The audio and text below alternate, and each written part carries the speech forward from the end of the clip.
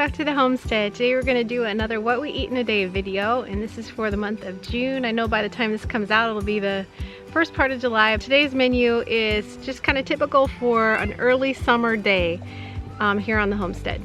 For those of you who don't know, we're a family of 9 and I really don't enjoy cooking a whole lot. Those who've been watching our channel for a while know that I am not really a recipe person. I kind of just go by feel and look. So I apologize ahead of time for not really having exact recipes. Hopefully this video gives you guys just maybe a new idea. If you happen to have some favorite summertime meal ideas, please leave those in the comments below. I tend to keep it super simple and a bit boring. So I'm really thankful for my husband Kip, who does once a week just fabulous dinner for the family. I am big on health and nutrition, so I do like to try and cook as healthy as possible.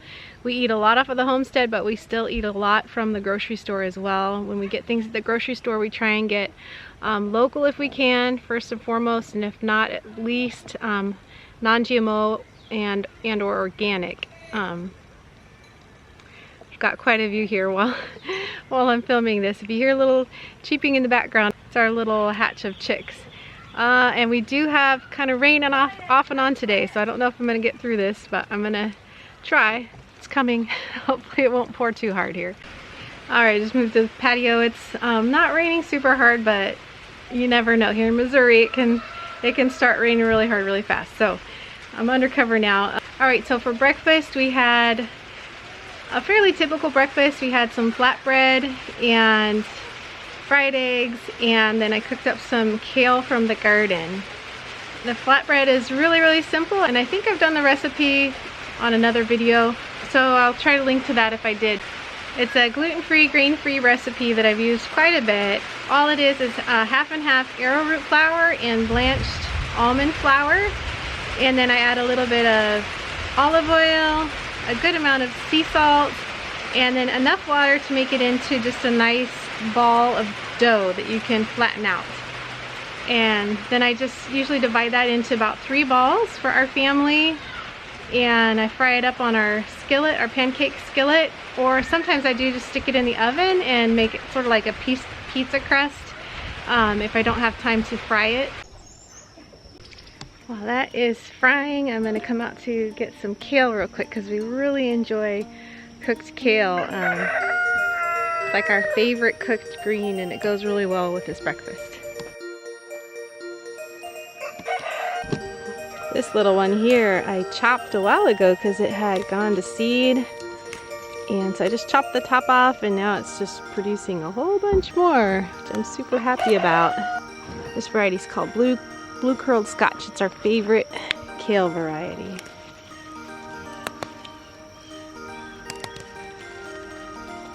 Thankfully the bugs haven't gotten to it. It's a blessing. Normally I would go from the bottom up, but some of these bottom leaves are a little bit shabby looking, so I am just gonna grab from wherever looks good, because this plant's not gonna last much longer anyway.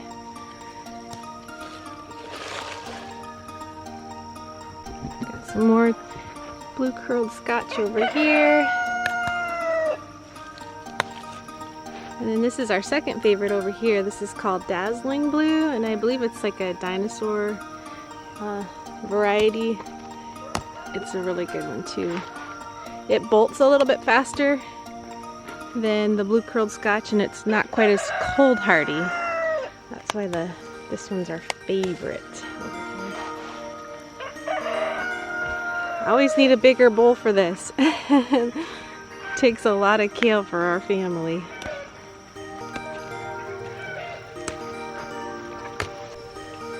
Gotta go grab the spatula because that's ready to flip. Just flip it on one big flip, and then I use the spatula to cut it into slices. Okay, I think I've got enough, so now I'm just going to do a quick little cleanup. I'm going to grab some of the lower leaves that are not as nice, making a little pile here for our chickens. And then I usually try and pull little weeds whenever I harvest as well. if I have the time. That way I kind of keep up on it and they don't get too out of control. Not too many weeds. That's nice. Clean up a little bit more here. If you leave all those dead lower leaves on your plants, I found it kind of attracts more bugs.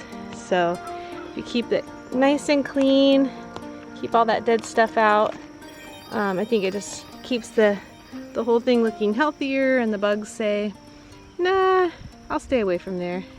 At least if I was a bug, I'd do that. I think bugs tend to go toward plants that look to be kind of on their last leg, and they kind of are the cleanup crew a lot of times. So I've heard, and I've also found from experience, that if I try and keep things tidy as I have time for in the garden, it does help a little bit with some of the bugs. Last batch.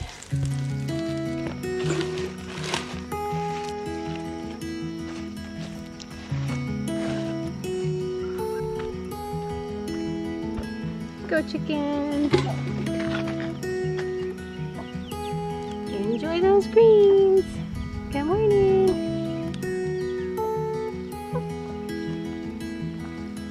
An hour. Wow. Good morning, everyone. Morning. Good morning. Good morning. Got all the chores and everyone else is done today, huh? Yep. I'm surprised everyone did their chores. That was fun. Good morning. Good morning, Caleb. Good morning. Got out to the garden just in time. It is raining now.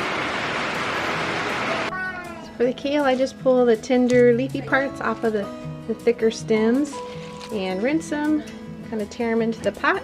Then I'll put about an inch or so of water in the bottom and essentially just kind of steam them. I don't cook them really long, just enough to get them all soft and tender. They get to be this really vibrant green when they're done, so I'll try and show you that.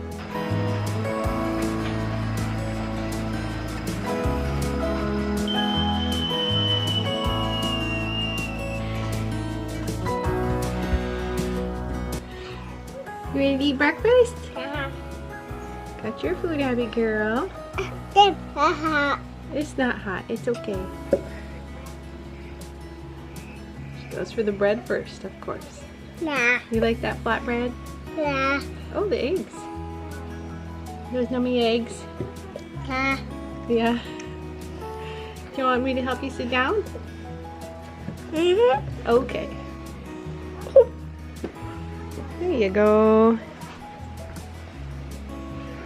Enjoy. Here you go, Beto. She decided she wanted a sandwich with hers, huh? Can we take it to the table? Thank you. Enjoy. You ready for some breakfast?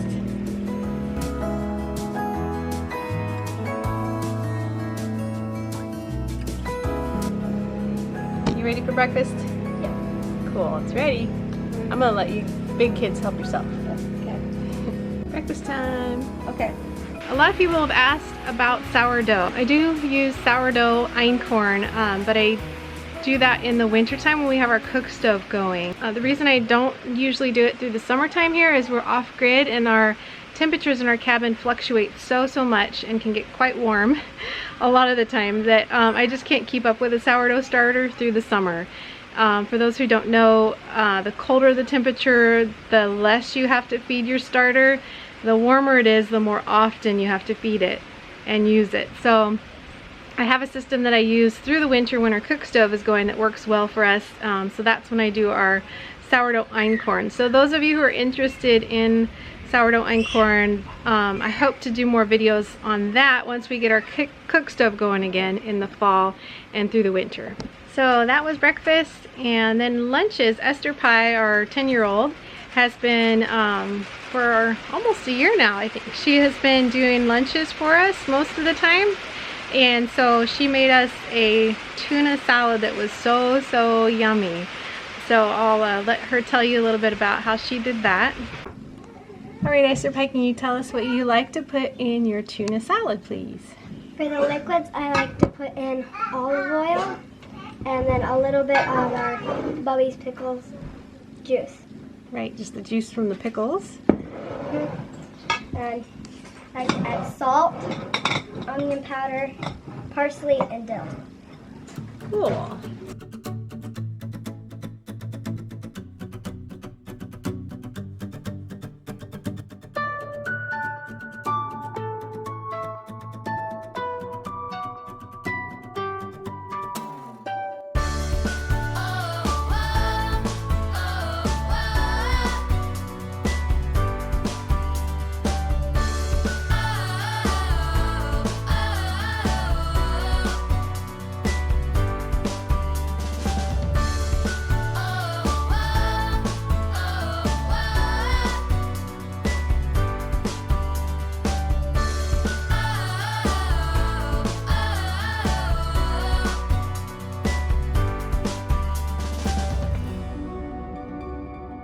You ready for lunch? Yeah.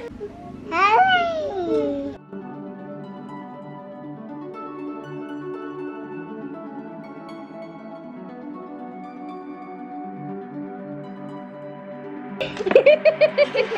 Is that sauerkraut? Thank you. Welcome. Thank you, Esther Pie. You're welcome. Is that better? You like sitting at the table? Yeah.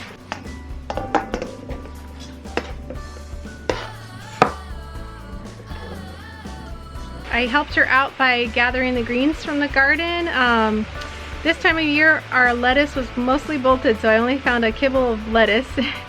And so I kind of had to just get creative. So some other things that we used for the salad were sea show.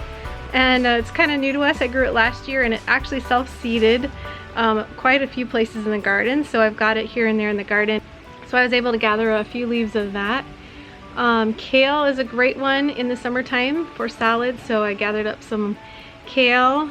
Another good one is Hilton Chinese cabbage. It's not a favorite because it is a little bit prickly almost, and some people don't like that texture in the salad, but it's very mild and it's a lot slower to bolt than other things in the garden. So we often use the Chinese Hilton cabbage in salads when it's warm. And then the last thing was Georgia Southern collards. They are just so mild and good. Normally you would think of collard greens as something that you would cook, but they also work really well raw in the salad. So if the bugs don't get to the collards, we have that available to put in salads as well. I was a little bit late in getting our next round of lettuce going, so and it's also very hard to grow lettuce through the heat of summer here, so I'm still experimenting with varieties that will work and how I can do that. So I do have a few tiny little sprouts in a semi-shaded area coming up, but they're not ready yet. So hopefully we will have a little bit of lettuce in a few weeks. So other than Esther Pie's delicious tuna salad, we also had just some potato chips on the side and some homemade sauerkraut.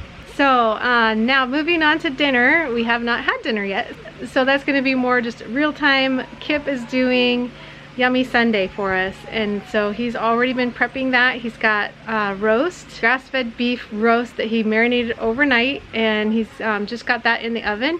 And then he's also got some vegetables that he picked up from the store, and he's marinating those as well. I think we're going to grab some more veggies from the garden when it comes time. It looks like it's going to be just a super delicious beef and veggie stir fry. So we'll see you when it's time to carry on with that meal. Oh no, the propane's out. The roast has not been cooking. Oh no. Hey, maybe we'll have ice cream before dinner. Ice cream was a secret. Oops.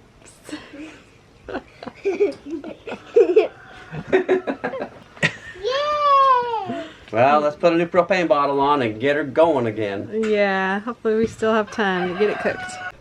Thanks, Critter. Yep. That thing's heavy. You're a strong I was boy. the only kid who knew about that. I was the only one mischievous enough to figure out. You were the only one mischievous enough to figure out that Daddy To know secretly my got mischievousness.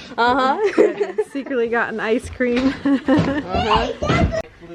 All right, the sun is shining again, and I'm gonna go ahead and gather up some lamb's quarter and onions, maybe some chives.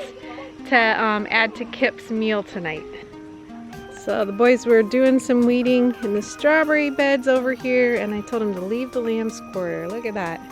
And there's more all over the place. Let's gather some of this up.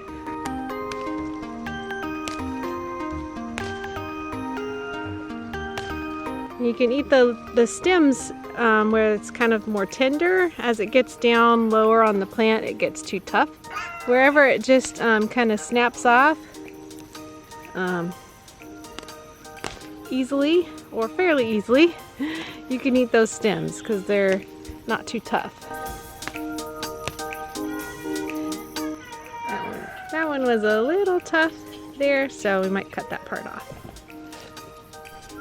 Alright, now we'll head over and get some chives over here. A bunch of chives. They're not as great this time of year, but they're still going to be just fine. Are you my little helpers? Are you helping? Yeah. Let's go get some onions, okay? Yay! What? What? Hey, see? Strawberry. Very exciting. You like strawberries? A habit. You may have it. Yes, you may. It's not quite ripe, but she doesn't care. She eats them even if they're not ripe. Don't you? Up. Oh, that one's not okay. That one's green. It's really not ripe. At least that one's got a little pink in it. You gonna eat that one? Feel good? Alright, here are some onions. Not super huge, but not bad. The tops are starting to kind of die. I think they just didn't quite get enough water for a while. But still decent onion there for sure. Real quick, I forgot to mention earlier, for those who are wondering what shiso is, kind of hard to say. It's actually part of the mint family, and some varieties can be toxic to livestock.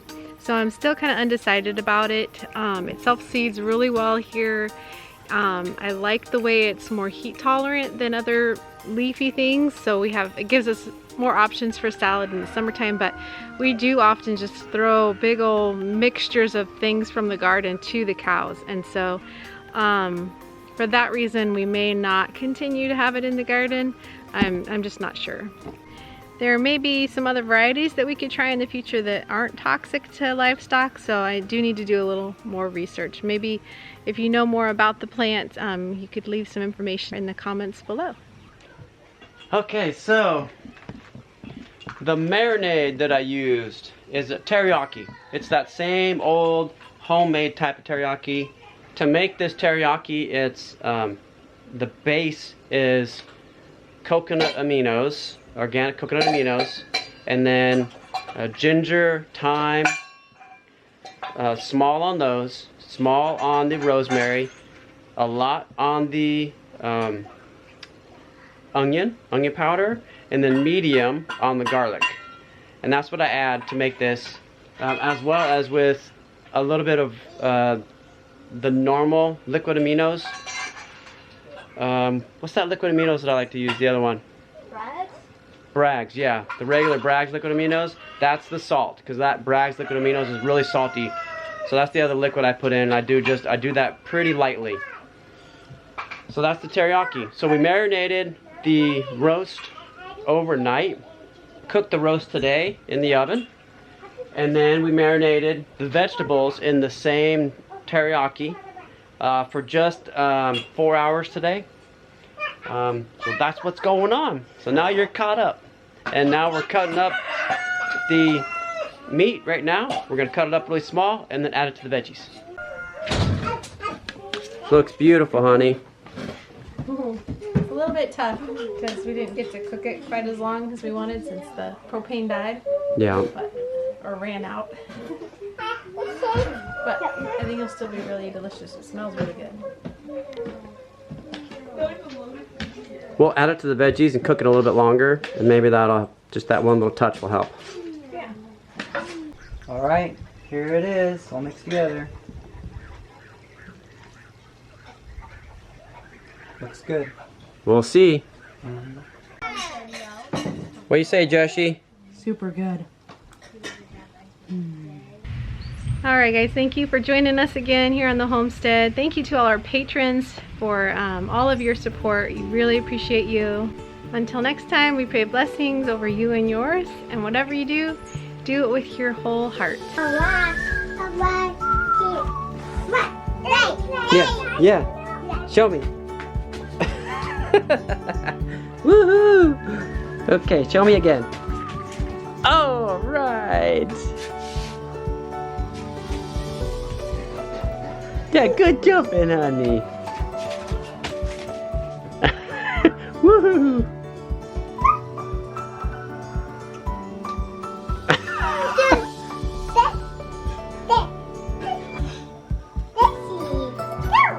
Yeah?